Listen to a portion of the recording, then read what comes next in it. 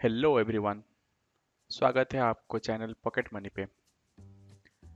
आज डिस्कस करेंगे credit card के बारे में। तो डिस्कस करने से पहले समझ लेते हैं कि क्रेडिट कार्ड क्या है। सिंपल भाषा में समझते हैं। एक छोटा सा एग्जांपल लेके, मान लीजिए आपको एक फ़ोन चाहिए और आपके पास पैसा नहीं है। आपको कोई एक आदमी बोला कि 1 लाख तक कुछ भी खर्चा कर, मैं ही पे करूँगा उसका। जितना खर्चा करोगे अभी रिटर्न मत करना, अगले महीने 10 से पहले रिटर्न कर लेना। तुम बोलोगे कि वाओ, तो ये तो अच्छा है, कोई मेरे लिए पे कर रहा है अभी, क्योंकि मेरे पास पैसा नहीं है और मुझे अभी भी रिटर्न नहीं करना पड़ रहा है, नेक्स्ट मंथ रिटर्न करना पड़ रहा है। तो आप बोलोगे कि कुछ एक्स्ट्रा नहीं लगेगा, कुछ आपको एक्स्ट्रा देना नहीं पड़ेगा। वो आदमी बोलता है नहीं नहीं, कुछ एक्स्ट्रा देना नहीं पड़ेगा, बस जितना खर्चा किए उतना ही दे देना, 10 तारीख से पहले दे देना, कुछ एक्स्ट्रा नहीं लगेगा। दोस्तों, सेम कॉन्सेप्ट है क्रेडिट कार्ड का। यहाँ क्या होता है, बैंक एक कार्ड इशू करता है विथ प्री अप्रूव्ड लिमिट। आप पूछेंगे कि प्री अप्रूव्ड लिमिट क्या होता है। जैसे वो आदमी ने बोला था कि मैक्सिमम तुम 1 लाख तक खर्चा कर सकते हो, इससे ज़्यादा नहीं। तो क्रेडिट कार्ड के भाषा में उसको बोलते हैं क्रेडिट लिमिट। आप वो कार्ड कहीं भी यूज कर सकते हैं, ऑनलाइन कर सकते हैं या ऑफलाइन कर सकते हैं। जनरली ऑफलाइन के लिए क्या होता है कि जहाँ पे स्वैपिंग मशीन होता है वहाँ पे यूज कर सकते हैं। अगर आपको कैश चाहिए, के पास स्वैपिंग मशीन नहीं है बट वो सिर्फ कैश लेता है, इसके लिए भी यूज कर सकते हैं क्रेडिट कार्ड। बट वहाँ पे एक लिमिट है कि आप क्रेडिट लिमिट जो भी होता है उसका 5 और 10% कैश विड्रॉ कर सकते हैं। बट वहाँ पे एक शर्त लागू होता है, अगर आप क्रेडिट कार्ड से कैश विड्रॉ करते हैं तो आपको इंटरेस्ट देना पड़ता है। अगर आप क्रेडिट कार्ड से कुछ ऑनलाइन या ऑफलाइन ट्रांजैक्शन करते हैं, ऑफलाइन ट्रांजैक्शन के मतलब कार्ड स्वैपिंग मशीन में कार्ड स्वाइप करते हैं, तो आपको कुछ भी चार्ज एक्स्ट्रा देना नहीं पड़ेगा, कुछ भी इंटरेस्ट नहीं देना पड़ेगा आपको। बट आप कैश विड्रॉ करते हैं तो आपको इंटरेस्ट लगता है जब से आप कैश विड्रॉ कर रहे हैं। जनरली अवॉइड कीजिए कि क्रेडिट कार्ड से कैश विड्रॉ करने का। ऑलरेडी समझ गए होंगे कि क्रेडिट कार्ड कैसे काम करता है। जब क्रेडिट कार्ड कोई इशू किया एक बैंक, तब लिमिट दिया था 1 लाख का। आप खरीदे 20,000 का एक मोबाइल खरीदे तो आपका क्रेडिट लिमिट हो गया 80,000।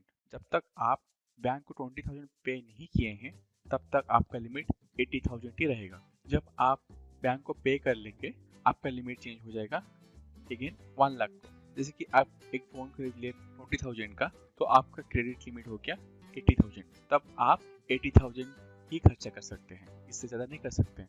अगर सेम चीज़ आप डेबिट कार्ड में कंसिडर करेंगे तो डेबिट कार्ड में क्या होता है, आप एक 20,000 का फ़ोन खरीद रहे हैं तो आपके अकाउंट में 20,000 होना चाहिए, तभी जाके आप फ़ोन खरीद सकते हैं। बट क्रेडिट कार्ड में आप कुछ ट्रांजेक्शन कर रहे हैं, आपका बैंक अकाउंट में पैसा हो ना हो कुछ फर्क नहीं पड़ता है, बस आपका क्रेडिट लिमिट होना चाहिए। ऐसा ना हो कि आप पूरा क्रेडिट लिमिट खत्म कर चुके हैं, तो ऐसे काम नहीं चलेगा, राइट। और आपका क्रेडिट लिमिट है 50,000, आप कोई सामान खरीद रहे हैं जिसका वैल्यू है 60,000, तो तभी नहीं कर सकते हैं। आपके क्रेडिट लिमिट के हिसाब से आपको खर्चा करना है। आप क्रेडिट कार्ड बैंक का कोई भी ब्रांच विजिट करके अप्लाई कर सकते हैं या ऑनलाइन भी अप्लाई कर सकते हैं बैंक का वेबसाइट से।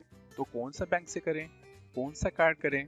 आप कोई बैंक जाएंगे और बोलेंगे कि मुझे क्रेडिट कार्ड चाहिए, तो बोलेंगे कि हम मेरे पास तो बहुत सारे क्रेडिट कार्ड है, कौन सा क्रेडिट कार्ड आपको चाहिए। तो आप तो कंफ्यूज हो जाएंगे तो कि कौन सा क्रेडिट कार्ड चाहिए, तो वो डिसाइड कैसे करेंगे आप। तो आपको देखना है कि क्रेडिट कार्ड जब आप ले रहे हैं कौन सा आपके लिए सुटेबल है। जैसे कि जब क्रेडिट कार्ड आप अप्लाई करते हैं, कुछ क्रेडिट कार्ड में ज्वाइनिंग फी होता है प्लस एनुअल चार्ज भी होता है, और किसी क्रेडिट कार्ड में ओनली एनुअल चार्ज होता है, ज्वाइनिंग फी नहीं होता है। किसी किसी में ओनली ज्वाइनिंग फी होता है, एनुअल चार्ज नहीं होता है।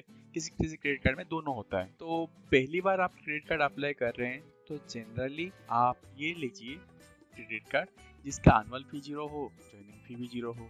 तो क्या है कि आप यूज करें ना करें कुछ एक्स्ट्रा पैसा नहीं देना पड़ेगा आपको। बट किसी किसी बैंक का ये होता है कि एनुअल फी तो है, ठीक है, बट अगर आप कुछ लिमिट तक स्पेंड करते हैं, जैसे कि कोई क्रेडिट कार्ड में आप 50,000 स्पेंड कर लेते हैं पर ईयर, तो आपका एनुअल फी 0 है, कुछ मेंटेनेंस फी नहीं है। एनुअल फी जो है वो है मेंटेनेंस फी, तो आपका मेंटेनेंस फी 0 है, तो आपको कुछ देना नहीं पड़ेगा उसमें।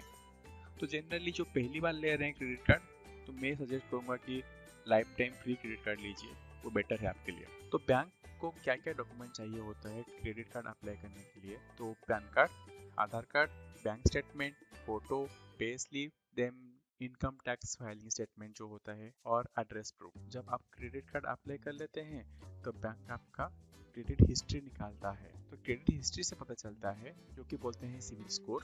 तो क्रेडिट हिस्ट्री से पता चलता है कि आप कैसे पेमेंट किए हैं। इसका मतलब है पिछले आप कुछ लोन लिए थे, मान लीजिए आप कुछ लोन लिए थे, उसका आप ठीक से पेमेंट कर रहे हैं या ठीक से पेमेंट नहीं कर रहे हैं। अगर आप ठीक से पेमेंट नहीं कर रहे हैं तो ये भी हो सकता है कि बैंक आपका क्रेडिट कार्ड का एप्लीकेशन रिजेक्ट कर ले। अगर आप ठीक से पेमेंट कर रहे हैं तो आपका क्रेडिट कार्ड का एप्लीकेशन जनरली अप्रूव हो जाता है। एक बार क्रेडिट कार्ड एप्लीकेशन अप्रूव हो गया, देन डिसाइड करते हैं कि कितना क्रेडिट लिमिट होना चाहिए। कितना क्रेडिट लिमिट होना चाहिए वो बैंक डिसाइड करता है आपका इनकम स्टेटमेंट देख के, आपका बैंक स्टेटमेंट देख के। इसके हिसाब से आपको लिमिट देगा। अगर आपका इनकम कम है तो लिमिट थोड़ा कम रहेगा, और आपका इनकम ज़्यादा है तो लिमिट ज़्यादा ही रहेगा। मान लीजिए आपको क्रेडिट कार्ड मिल गया, आप कुछ खर्चा किए, तो आपको बैंक को पेमेंट करना पड़ेगा। तो कैसे पेमेंट करेंगे? यहाँ हम दो डेट का डिस्कस करेंगे। एक है बिल डेट और एक है पे डेट। बिल डेट को स्टेटमेंट डेट भी बोला जाता है। वो बिल डेट क्या होता है? ये वो डेट होता है जब आपका बिल जनरेट होता है। जैसे आपका बिजली का बिल आता है, नहीं आप बिजली महीने भर यूज किए, आपका बिल आता है, राइट? सेम होता है क्रेडिट कार्ड बिल। तो जिस डेट में वो आता है वो है स्टेटमेंट डेट या बिल डेट। तो डिफरेंट कार्ड का डिफरेंट डेट होता है, आप उसको चेंज कर सकते हैं। मान लीजिए आपका बैंक बोला कि 15th को आपका बिल डेट है, मतलब 15th को आपका बिल जनरेट हो जाएगा। जितने भी आप ट्रांजैक्शन किए हैं 15 से पहले, सब कुछ मिला के 15th को आपको बिल आ जाएगा कि आपको इतना अमाउंट पे करना है बैंक को। तो वो हो गया बिल डेट। पे डेट क्या होता है? पे डेट वो डेट होता है इस तारीख से पहले आपको पेमेंट करना है बैंक को, वो पे डेट होता है। जनरली बिल डेट और पे डेट के बीच 20 दिन का गैप होता है। कोई क्रेडिट कार्ड में चेंज हो सकता है। अभी हम डिस्कस करेंगे आपको कितना पे करना है बैंक को। जब बिल जनरेट हो जाता है वहाँ दो अमाउंट होता है। ड्यू अमाउंट, जो कि आप जितना खर्चा किए हैं वो सबको मिला के कितना हुआ, और एक होता है एक मिनिमम अमाउंट। मान लीजिए आपका ड्यू अमाउंट है 20,000, आप एक ही मोबाइल खरीदे थे, आपका मिनिमम अमाउंट होगा 200 से 300। तो मिनिमम अमाउंट वही होता है, आपका इतना ही अमाउंट पे करना ही है। मतलब अगर आपके पास पैसा नहीं है तो आपको मिनिमम अमाउंट 200 से 300 पे करना है क्रेडिट कार्ड को, बैंक को पे करना ही है। अगर आप मिनिमम अमाउंट भी पे नहीं कर रहे हैं बैंक को तो आपके ऊपर पेनल्टी लगता है। तो अभी डिस्कस करते हैं, अगर आप अमाउंट पे नहीं करते हैं, आपका बिल डेट आ गया और आप अमाउंट पे नहीं कर रहे हैं, तो हम बोले थे कि दो अमाउंट है, एक मिनिमम अमाउंट है और एक पे अमाउंट है। अगर कोई सिर्फ मिनिमम अमाउंट पे कर रहा है, जैसे कि हमारे केस में था 20,000 ड्यू अमाउंट था, मिनिमम अमाउंट मान लीजिए 250 था, तो कोई बंदा क्या किया 250 पे कर लिया बट 20,000 पे नहीं किया, तो जितना भी बच गया 19,750 का, तो उसके ऊपर इंटरेस्ट लगेगा। और इंटरेस्ट कितना लगेगा? क्रेडिट कार्ड का इंटरेस्ट बहुत होता है, जनरली डिपेंड करता है कार्ड के ऊपर, फिर भी ऑन एन एवरेज आप देखेंगे तो क्रेडिट कार्ड का इंटरेस्ट 30 to 40% लगता है, बहुत ज़्यादा है। तो जनरली आप ट्राई कीजिए कि इसको पे करने के लिए, जैसे कि नहीं। और अगर आप मिनिमम अमाउंट भी पे नहीं कर रहे हैं तो क्या होगा? अगर आप मिनिमम अमाउंट पे नहीं कर रहे हैं तो आपको पेनल्टी लगेगा प्लस इंटरेस्ट भी लगेगा। जब नेक्स्ट मंथ में बिल आएगा आपको इंटरेस्ट के साथ बिल आएगा। सो जब क्रेडिट कार्ड आप यूज कर रहे हैं, आपका जितना भी बिल जनरेट हुआ है वो कभी भी स्किप मत कीजिए। और ये भी हो सकता है कि आपके पास पैसा भी है पर आप भूल गए कि अरे 5 तारीख को मुझे पे करना था क्रेडिट कार्ड का बिल, आप भूल ही गए। जब आप भूल गए कि आपका क्रेडिट कार्ड बिल पे करना था, जब भी याद आए तुरंत पे कीजिए और क्रेडिट कार्ड कस्टमर केयर को कॉल कीजिए और उनको इन्फॉर्म कीजिए कि आप भूल गए थे, और उनको रिक्वेस्ट कीजिए कि आपके ऊपर पेनल्टी ना डालें। सो दो चीज़ डिस्कस करेंगे अभी, क्रेडिट कार्ड यूज करने का एडवांटेज एंड ड्रॉबैक। सो पहले डिस्कस करते हैं कि क्रेडिट कार्ड यूज करने का एडवांटेजेस क्या है। सो एक चीज़ है कि जब हम पहले डिस्कस किए थे कि मेरे पास पैसा नहीं था, फिर भी मैं जो कि चाहिए, कोई सामान चाहिए या कुछ सर्विस चाहिए, मैं वो ले पा रहा हूँ। जैसे कि मुझे एक फ़ोन अभी तुरंत चाहिए और मुझे पता है कि नेक्स्ट मंथ मुझे सैलरी आएगा तो मैं वो वापस कर लूँगा। तो इस टाइम में क्रेडिट कार्ड बहुत यूजफुल होता है। सेकेंड, और एक सबसे बड़ा एडवांटेज ये है कि आप जितने भी क्रेडिट कार्ड यूज करते हैं सब क्रेडिट कार्ड में एक बेनिफिट आपको मिलता है। क्रेडिट कार्ड में पॉइंट मिलता है या कैशबैक मिलता है जब आप क्रेडिट कार्ड यूज़ करते हैं। तो उसका मतलब है आप क्रेडिट कार्ड से एक फ़ोन खरीदें तो आपको कुछ कैशबैक मिल गया, कुछ पॉइंट मिल गया, आप उसको रिडीम कर सकते हैं और उसको कैश में कन्वर्ट कर सकते हैं या कुछ वाउचर में कन्वर्ट कर सकते हैं, अमेजन वाउचर या फ्लिपकार्ट वाउचर या और कुछ वाउचर में कन्वर्ट कर सकते हैं। या कुछ क्रेडिट कार्ड है जिसमें डायरेक्ट कैशबैक भी मिल जाता है।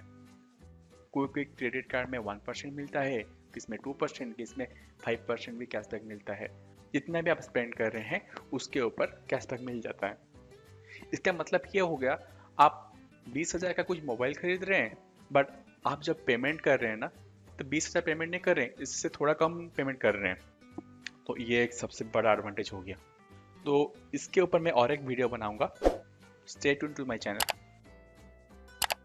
मान लीजिए आप कुछ सामान खरीदे, तो आप जब से खरीद रहे हैं और जब पेमेंट कर रहे हैं उनके बीच ये 50 दिन तक गैप मिल जाता है आपको। एक एग्जांपल देखते हैं कि 50 डेज का गैप कैसे मिल गया। ये है मिस्टर एक्स, उनका क्रेडिट कार्ड का लिमिट है 50,000। वो मार्च 16 को एक मोबाइल खरीदे जिसका प्राइस है 10,000 और मार्च 25 को कुछ शॉपिंग किए जो कि 4,000 का।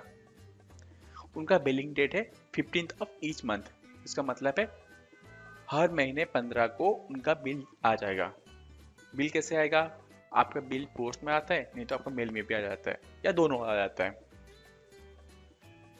तो आपका बिल जनरेशन कब होगा? 16 मार्च को खरीदे थे तो उनका बिल जनरेशन होगा 15 अप्रैल को, क्योंकि उनका बिलिंग डेट था हर महीने 15 को। तो उनका बिल आ जाएगा नेक्स्ट मंथ जो कि है 15 अप्रैल को। कितना बिल आएगा? वो स्पेंड किए थे 10,000 प्लस 4,000, तो 14,000 का आ गया उनका बिल। तो उनका बिल पेमेंट डेट कब हुआ? बिल पेमेंट डेट रहेगा बिल जनरेशन डेट 15 अप्रैल, और जनरली 20 दिन का रहता है जब डिस्कस कर रहे थे। तो उनका बिल पेमेंट करना है मई 5 को। कोई सामान खरीदे थे वो मार्च में और उनको बिल पेमेंट करना है मई में। तो आप कैलकुलेट करेंगे तो उनका गैप कितना आ गया? तो 50 डेज का गैप आ गया उनका। मोबाइल के लिए उनका 50 डेज का गैप आ गया। पर जो 4,000 वो स्पेंड किए थे मार्च 25 को, उनका भी बिल पेमेंट करना है 5 मई को। उसके लिए 50 डेज का गैप नहीं आया ना, तो डिपेंड करता है, इसलिए ये अप टू 50 डेज है। तो मैक्सिमम 50 डेज का गैप होता है। कभी कोई कोई क्रेडिट कार्ड में 55 डेज भी हो जाता है। पैसा सेव करेंगे क्रेडिट कार्ड यूज करके। मैं और एक वीडियो बनाऊंगा। अगर मिस्टर एक्स कोई क्रेडिट कार्ड यूज कर रहे हैं जो कि कैशबैक देता है, तो क्या होगा? उनको 14,000 की जगह 13,000 समथिंग देना पड़ेगा, क्योंकि उनको कैशबैक आ गया। और एक एडवांटेजेस है कि क्रेडिट कार्ड यूज करने का, जितना भी आप स्पेंड किए आप एक ट्रैक कर सकते हैं क्रेडिट कार्ड स्टेटमेंट से। और एक एडवांटेज हो गया कि इजी टू कैरी।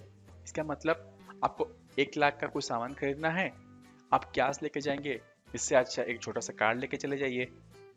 बस आप कार्ड स्वाइप कीजिए, पिन दीजिए, हो गया ट्रांजैक्शन।